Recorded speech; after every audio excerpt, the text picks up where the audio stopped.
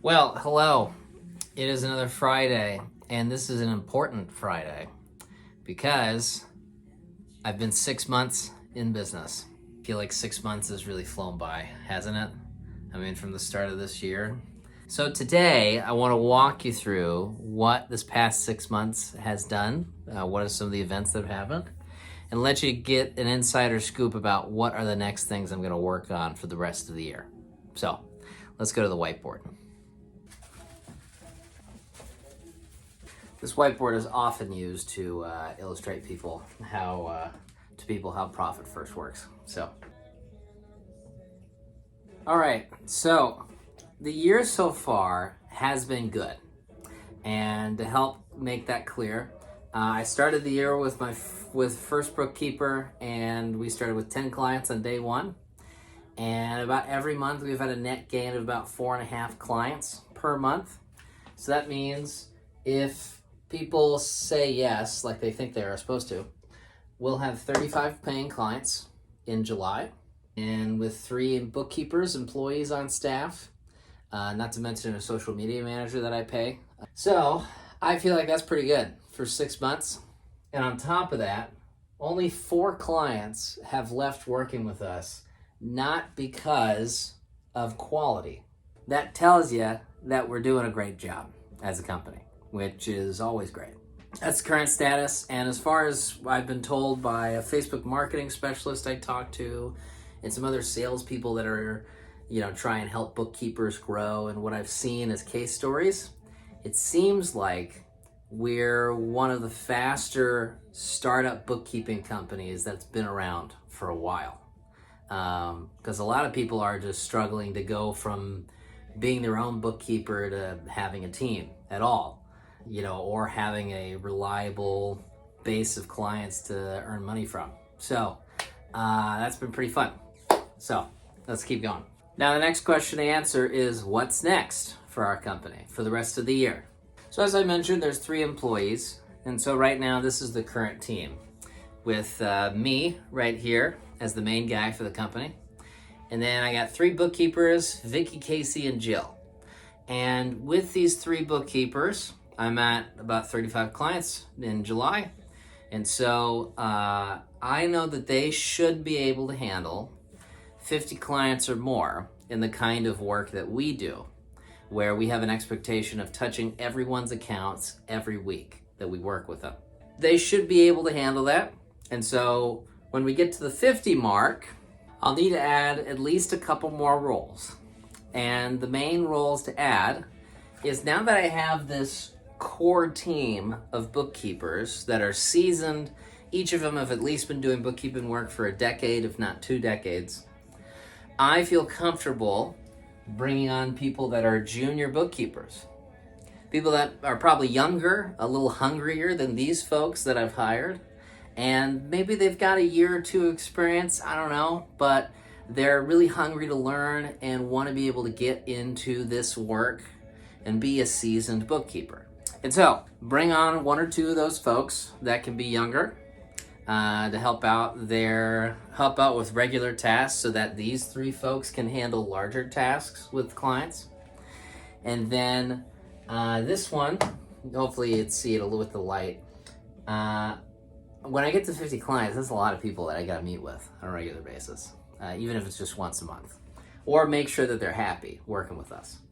So I need to get someone that's a salesperson, first of all, because it's great that we're having a net growth of 4.5 clients, but that's with me doing sales part-time.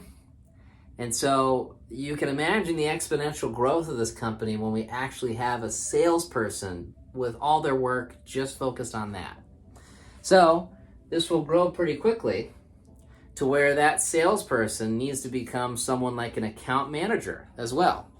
So they'll be trained up to be a person like myself, where we're looking over financial statements, understanding what's going on in the business owners' lives, and giving them guidance based upon what the numbers tell them.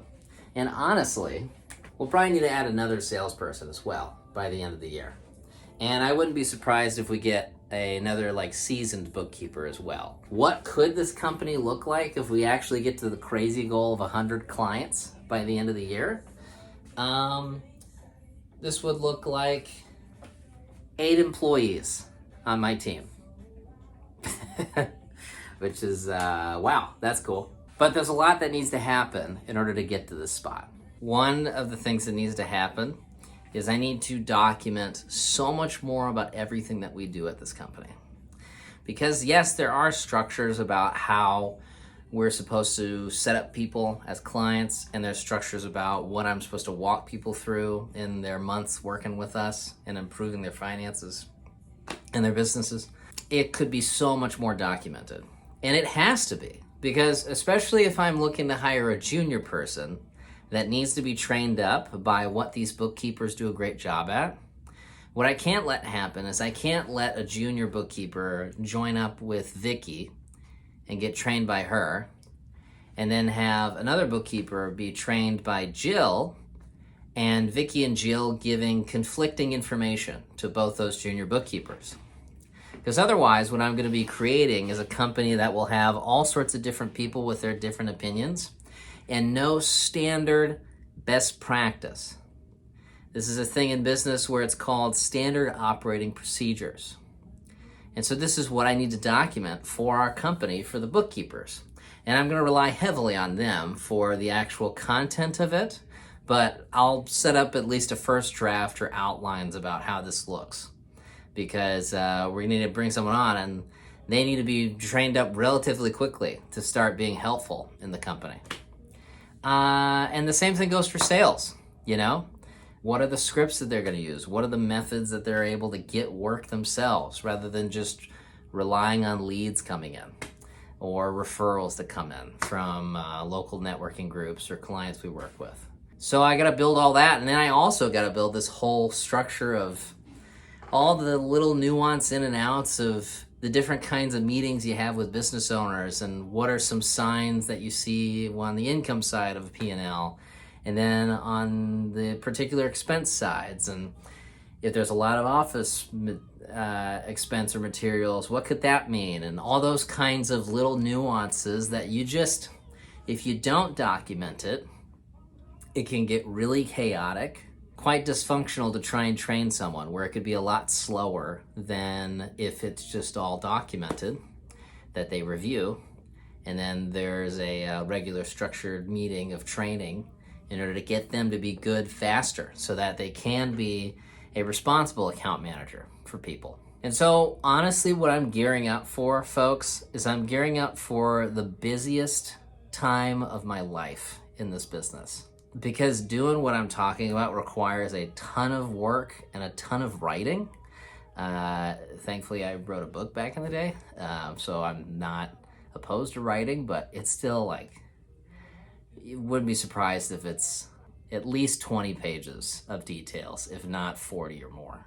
Because I mean, you're just I'm essentially writing a book or a novella about how someone does a good job in their work here.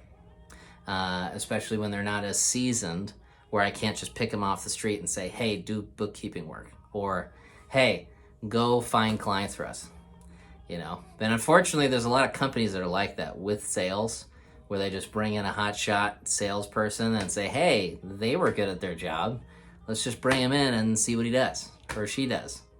But there's no structure, there's no guidance about what has worked in the company. And so that's what I need to construct, is all of that. And because it's a brand new company, all of that is new. That's why this is going to be the busiest time coming up for me. On top of that, my wife and I also, I think, kind of did something crazy where we had signed up for like a fitness dieting program called 75 Hard. Real simply, it's just like 5 rules of things that you're supposed to do on a daily basis with no cheat days for 75 days straight, which has really worn me out this week, I gotta be honest. I've struggled to really have the energy to do things, but I mean, I know it's good for me, absolutely. I mean, look, part of it's an hour and a half a day of working out and exercising, and while the workouts can be as simple as doing a morning walk before it gets hot, you gotta get up at 6 a.m. or earlier to go walking. which I've tried so many times to be the guy to get up in the morning and work out, and it's never happened. So now this program's really, it's pushing me, and it's pushing us.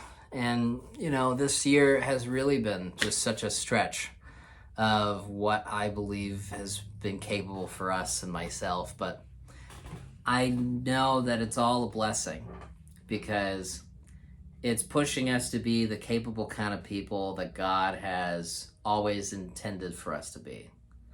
And without that challenge, without that rigor, without that trust that, hey, our finances look pretty squirrely right now, God, you still got us?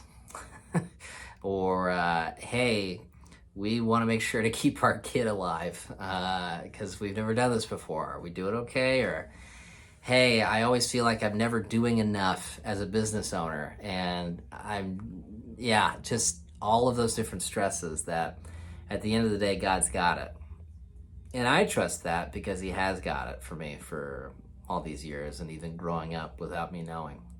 And so, I had a pretty important meeting where I talked about that stuff with my team on Wednesday. And I'll probably do that every 6 months, do that kind of like timeout. Hey, here's how it's been. Here's what we need to do.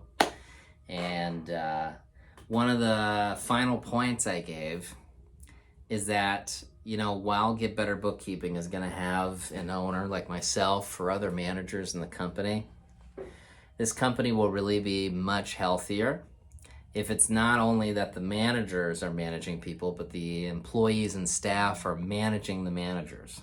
What I mean by that is there needs to be a sense of ownership in everyone. And I got trained on this so well from the Redmond Growth team when I was working there for 5 years, where we demonstrated that. Everybody owned their book of clients, and if there's something that needed to be done, we were instructed to just, you know, own the work, you know? Don't just try and like always lean on the manager or always like, you know, feel like you're incapable to figure out a problem. Because we all are very capable to figure out tons of issues that we don't even realize. So I gave them that instruction because I know that if they come and push back at me and say, hey, Harley, can you calm down and give me clients right now? That's the pushback that I need as an owner to make sure to keep my people happy and not run them ragged like they have been in previous bookkeeping jobs, which is apparently a pretty common phenomenon for people working in accounting firms that are bookkeepers. Honestly, a pretty important week now that I'm talking about it. But 6 months of business. We made it, folks, and got a lot of good people that are signed up with us. I have a good team of bookkeepers, and we're just getting started. So, see you next time.